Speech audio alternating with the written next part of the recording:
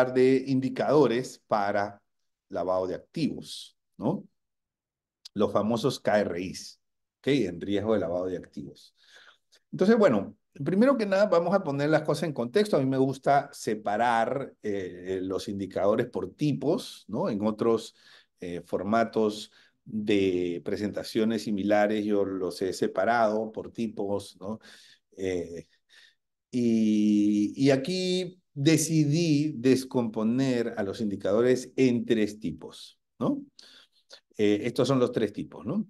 O sea, tenemos, por ejemplo, los indicadores que están relacionados con las causas, que son las que originan el suceso, que es el lavado de activos, los indicadores que están relacionados con las vulnerabilidades, es decir, con características del contexto interno o del contexto externo que aumentan la probabilidad o aumentan el impacto. ¿Okay? Y finalmente, indicadores que pueden estar relacionados más con la consecuencia, ¿no? En caso la operación de lavado de activos ya se haya materializado, esté en proceso de materializarse o incluso esté a punto de materializarse, ¿no? Entonces, también esos que todavía no han ocurrido, los he puesto dentro de consecuencias, ¿no? Aun cuando es posible que no hayan ocurrido. Entonces, simplemente por razones didácticas para separarlos en tres tipos de indicadores, ¿ok? Bien, lo primero relacionado con las causas, ¿no? Entonces, eh, las causas, pues aquí yo les puedo decir que eh, eh, por lo general, ¿no?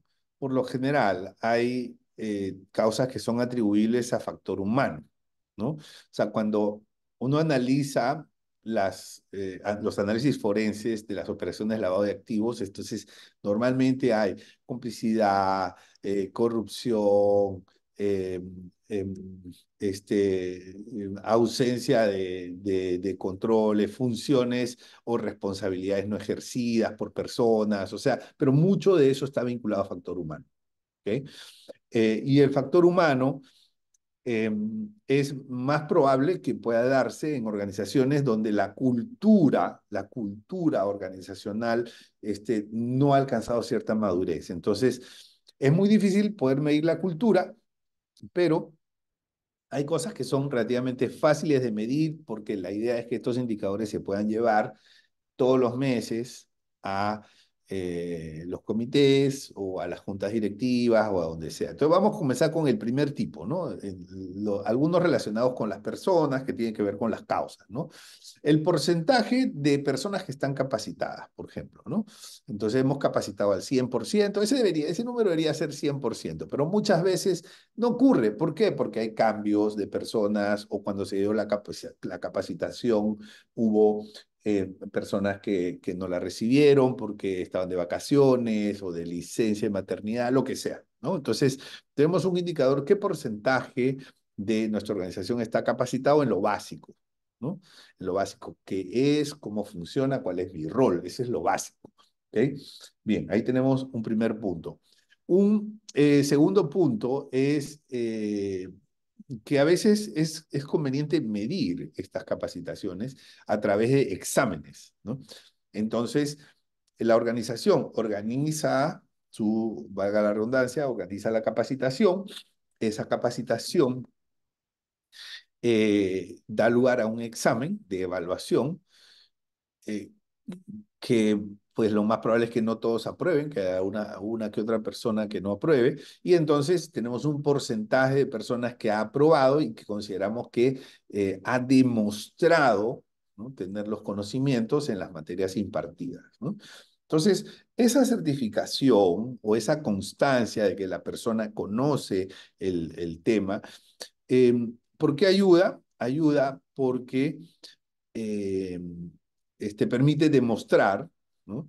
Que la persona no fue a la capacitación solamente a oír, a escuchar, y que tal vez le entró por un oído y le salió por el otro oído, sino que sabemos que si fue a esa capacitación, en esa capacitación la persona aprendió, tomó conocimiento y ha demostrado en un examen que tiene los conocimientos fundamentales, ¿no? Entonces, esa certificación es muy sencilla, lo pueden hacer, digamos, internamente a través de una serie de preguntas, un balotario de preguntas que eh, aleatoriamente conforman un examen y ese examen es rendido por la persona que tiene que, pues, de manera online darlo para demostrar que tiene los conocimientos, ¿no? Entonces ahí tenemos el porcentaje de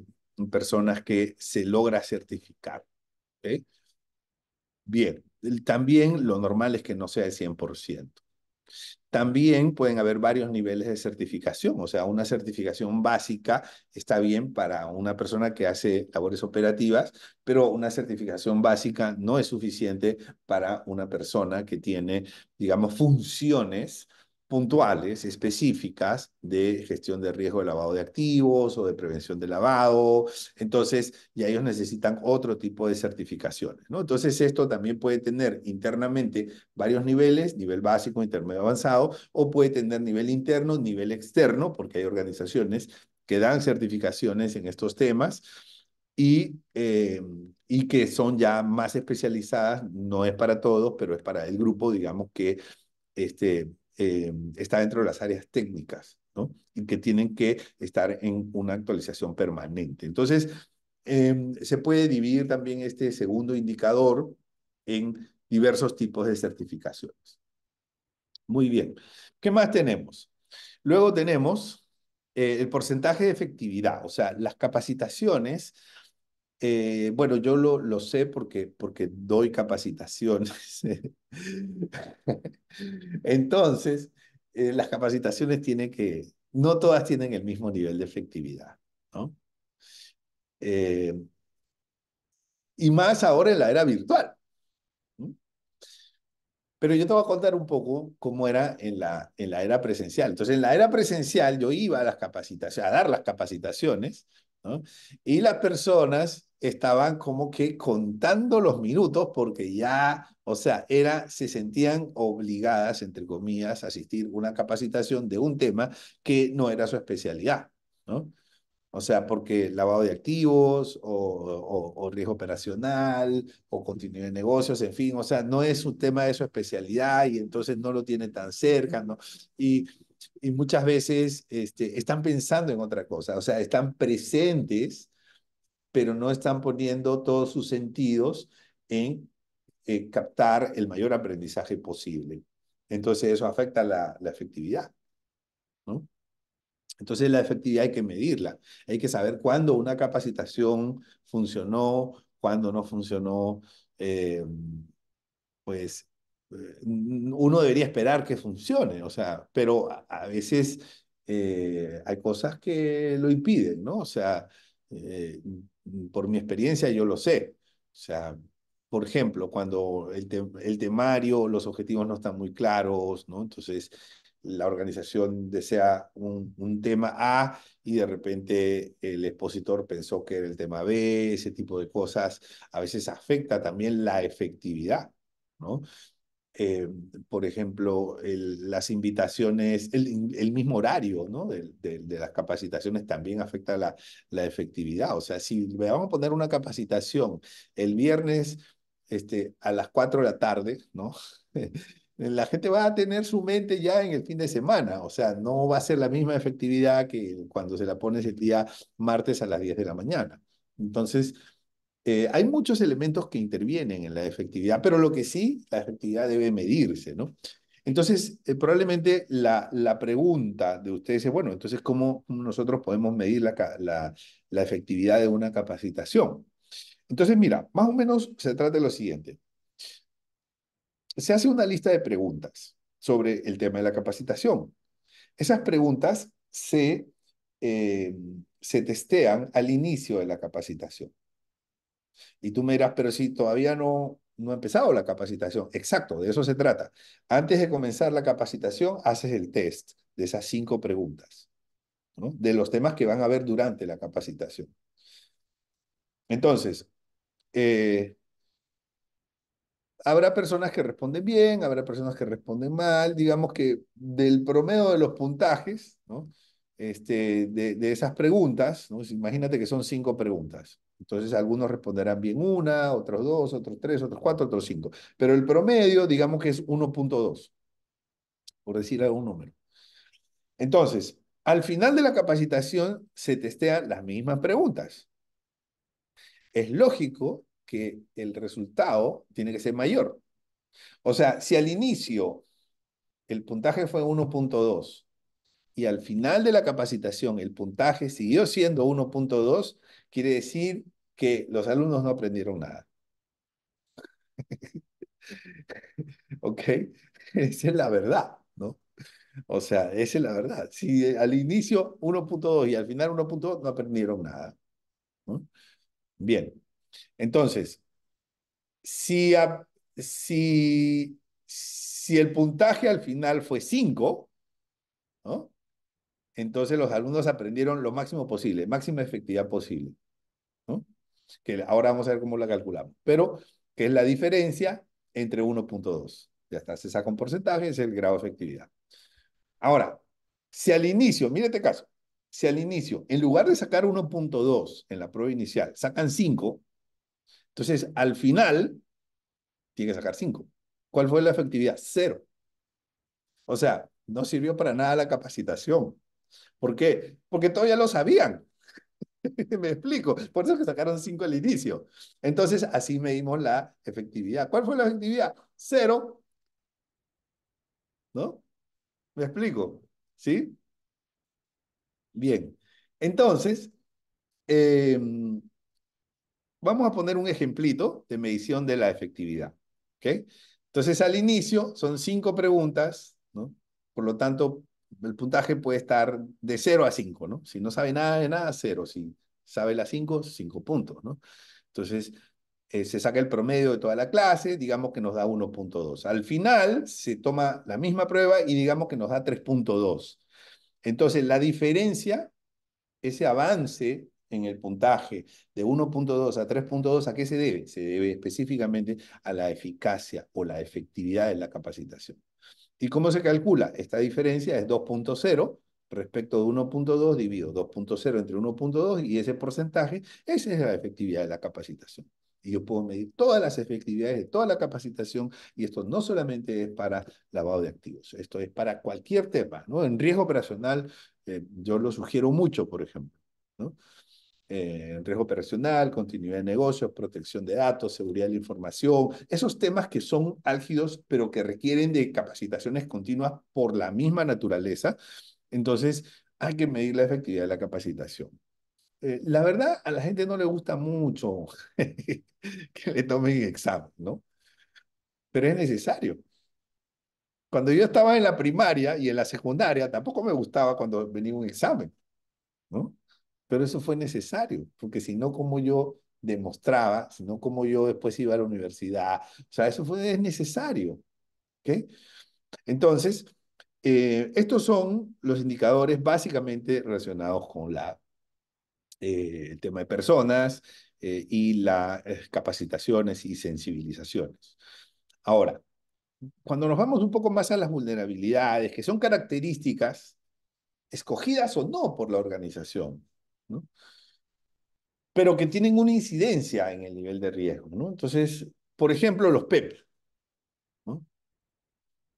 Entonces, los PEP, ¿no? O sea, me río porque si gana el candidato que estoy apoyando, seguro dentro de 2 meses va a ser PEP. Pero, ¿cómo es la vida? Porque yo soy, pues, suponiendo, ¿no? Que me convierta en un PEP, un funcionario público o algo. Entonces, suponiendo que llego a ser PEP, automáticamente mi hija, que está en Costa Rica, ¿no? Que tiene 19, 18 años, va a cumplir 19, que estudia en la Universidad Nacional Autónoma de Costa Rica, también va a ser PEP, ¿no? Entonces ella tiene que declarar al banco que es PEP. ¿Qué culpa tiene ella, no? ¿Te das cuenta? Entonces, Bueno, mi hijo no, porque mi hijo todavía es menor de edad, tiene 14 años. Pero bueno, esas son y toda mi familia, tengo que llamar a todos mis hermanos en Perú, mi mamá, decirle, somos PEP todos. Entonces, ya entienden por qué me río, ¿no? Entonces, ¿qué pasa? Digamos, y esto de los PEPs cambia en cada elección, ¿no? Entonces, porque llegan nuevos, pero los antiguos no se van. Hay que esperar el plazo de ley para que, digamos, poder dejar de considerar los PEPs, ¿no? Bueno, entonces, señores, ¿qué es lo que pasa?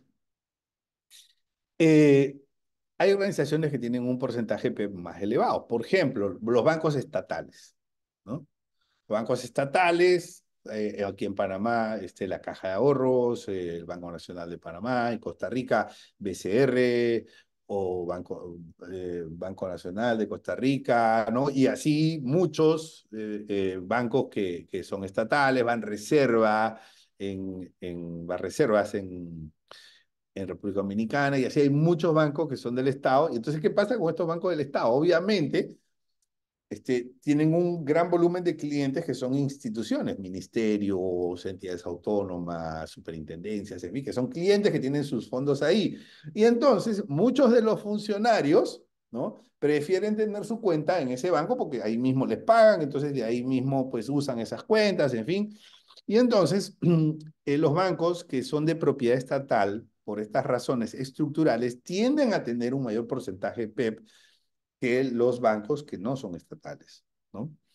Entonces, uno tiene que medir eso, por ejemplo, ¿no? O sea, eh, mm, los PEPs están satanizados, ¿no?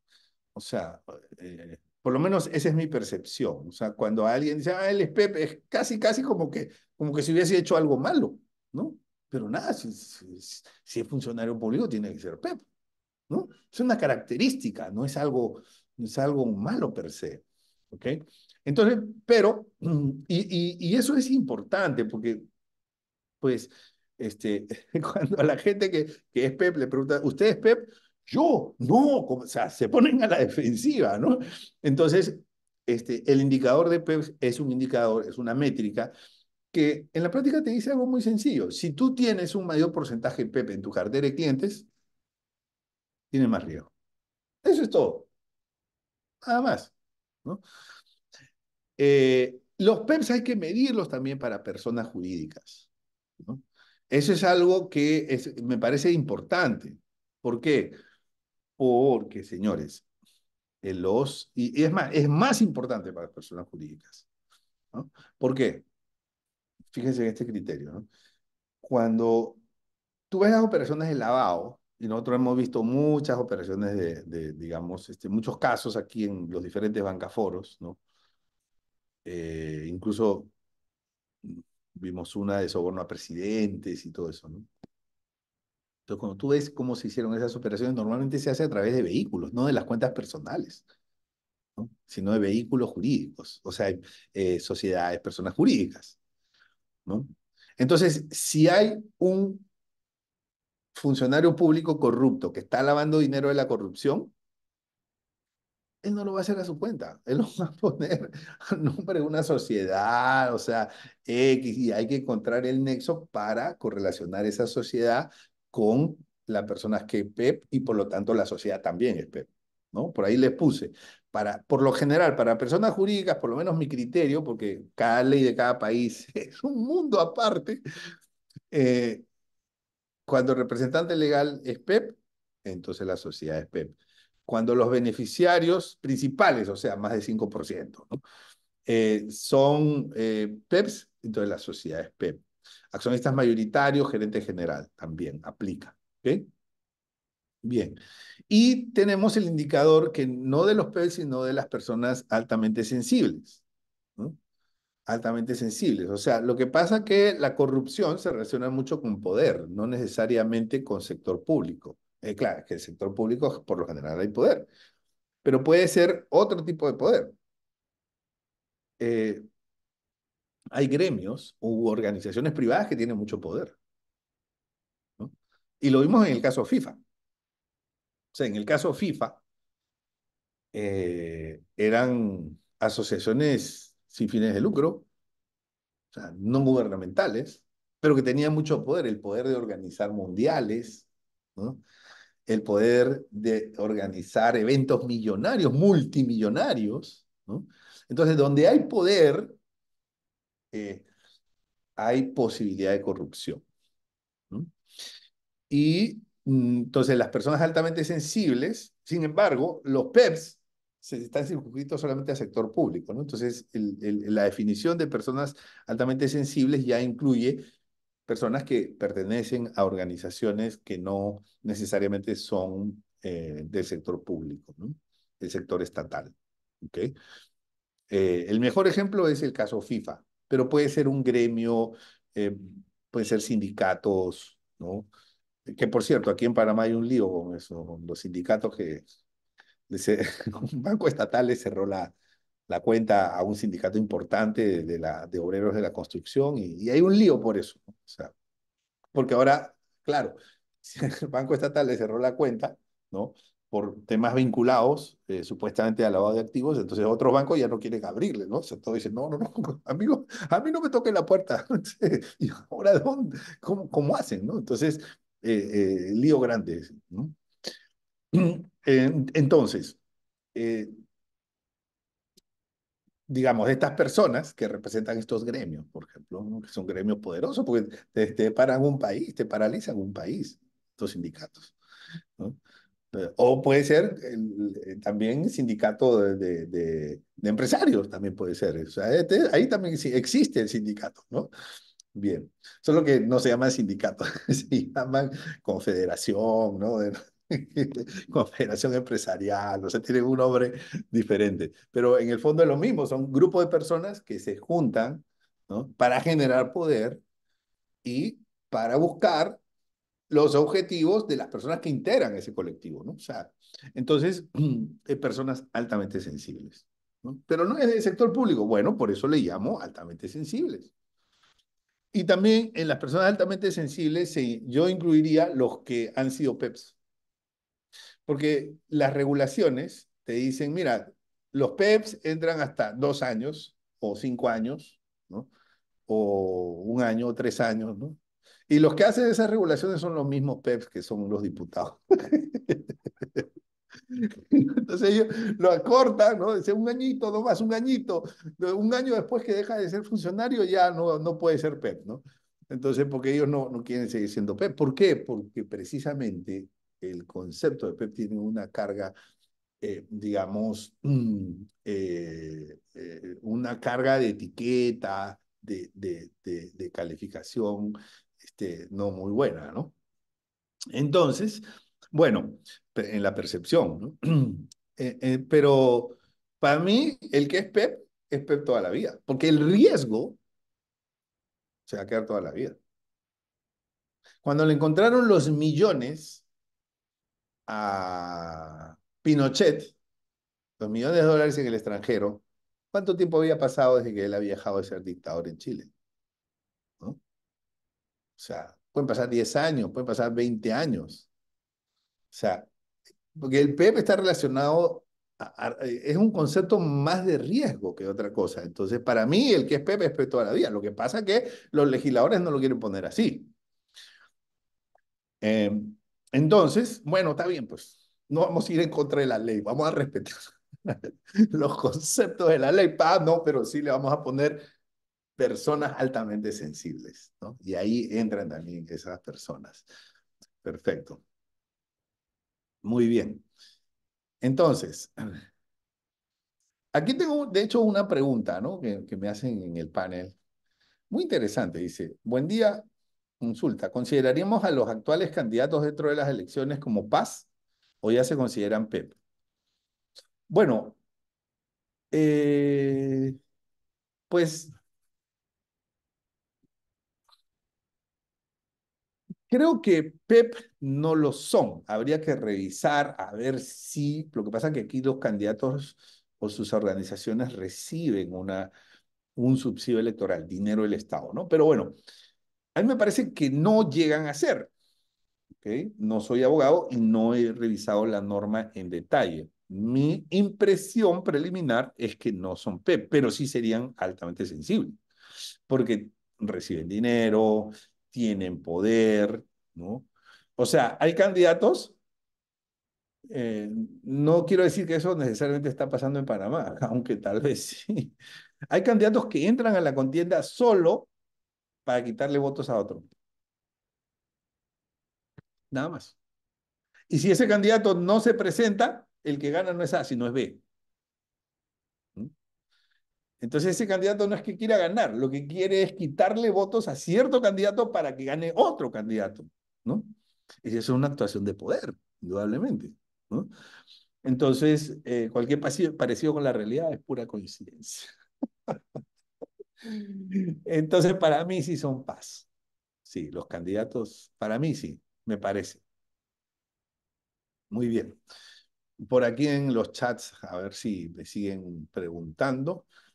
Me dice, para ser PEPs deben ser elegidos, nos aclaran, deben ser elegidos. En algunos casos sí, por ejemplo, los que buscan reelegirse, claro, ya están en la posición pública, entonces claramente son PEPs, ¿no?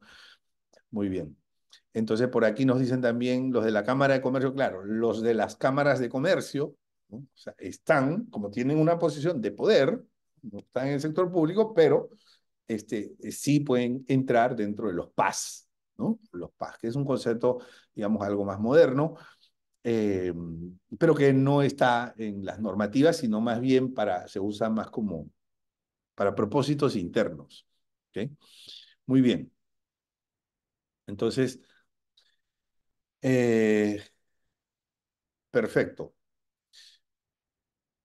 Vamos a ver. Por aquí tenemos otra pregunta que la vamos a responder en breve.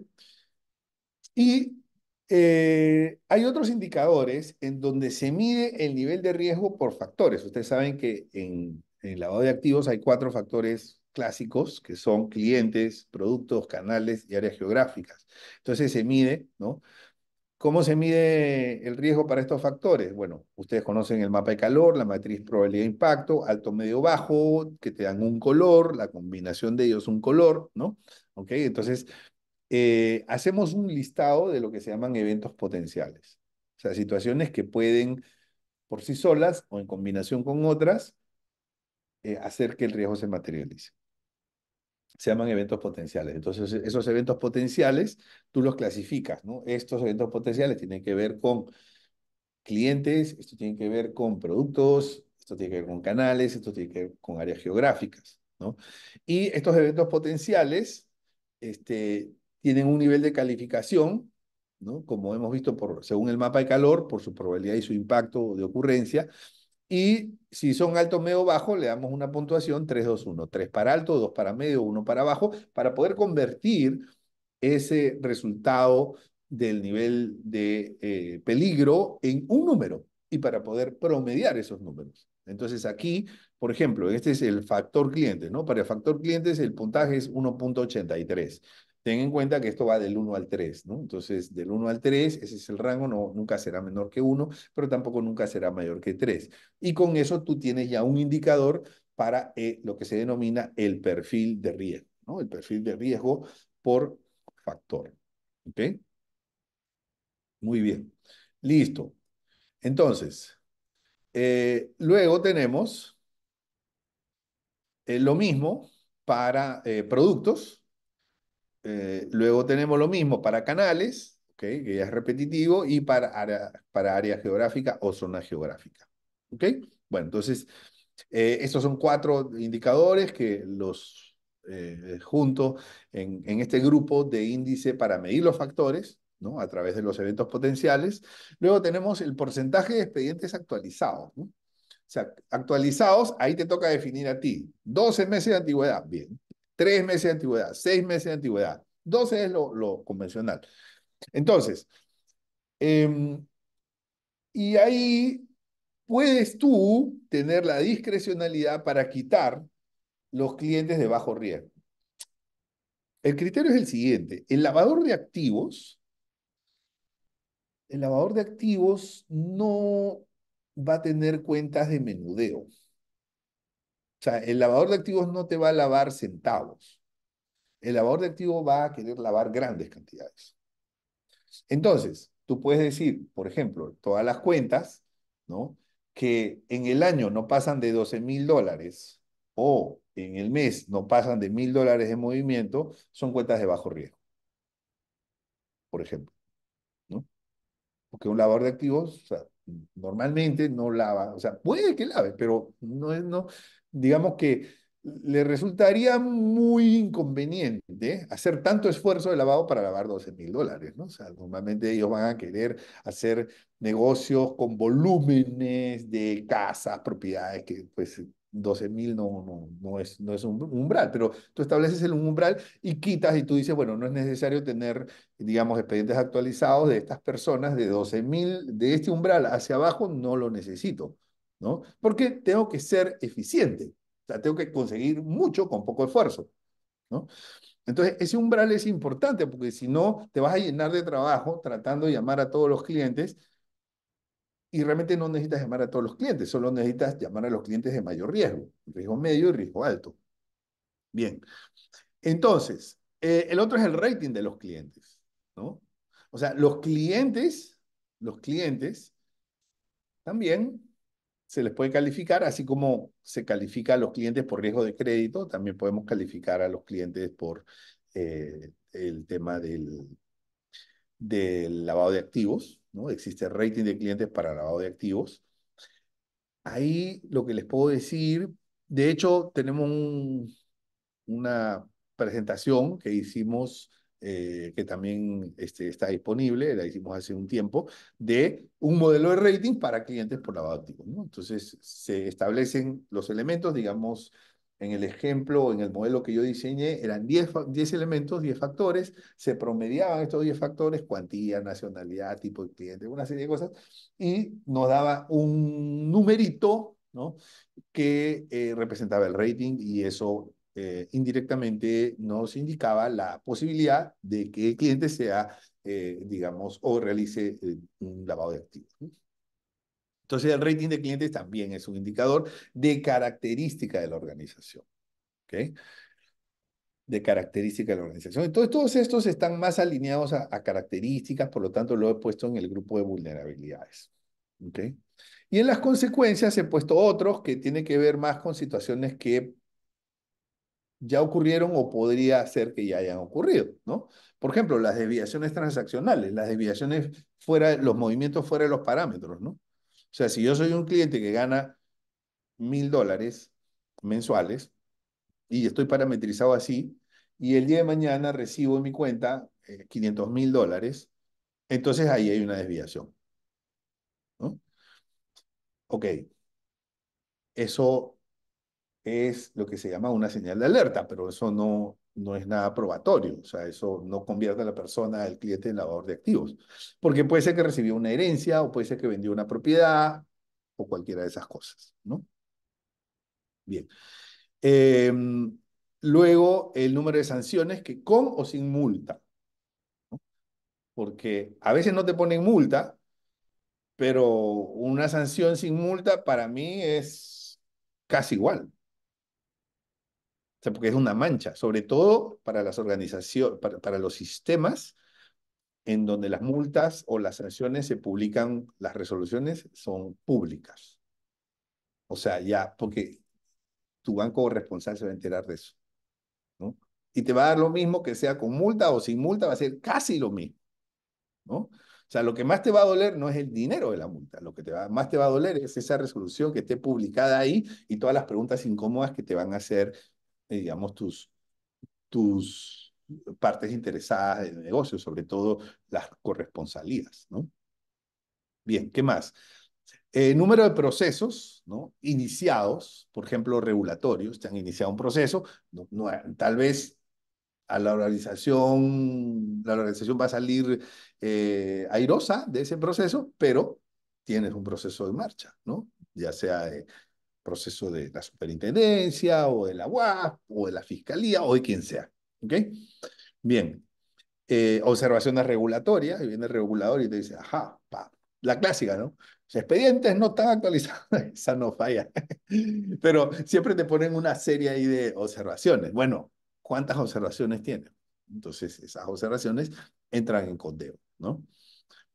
Eh, y también ten en cuenta que las observaciones no solo pueden venir del regulador, también pueden venir del auditor, ¿no?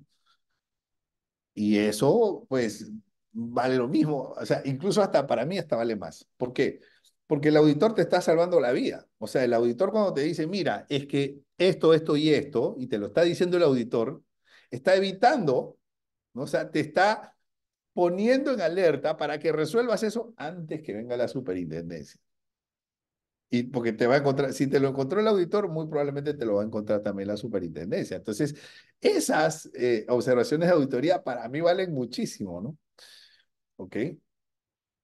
Entonces, esas hay que aceptarlas y hay que resolverlas rápido, ¿no? Y precisamente ahí viene el siguiente indicador, el cumplimiento de las acciones correctivas. O sea, uno de los grandes temas que yo veo en las organizaciones es que hacen sus medidas correctivas, las medidas correctivas son buenos planes, están muy chéveres, digamos, un buen diagrama de Gantt, un buen PowerPoint, una buena explicación de las medidas correctivas, todo muy bien, pero se queda ahí, en la presentación y en el proyecto.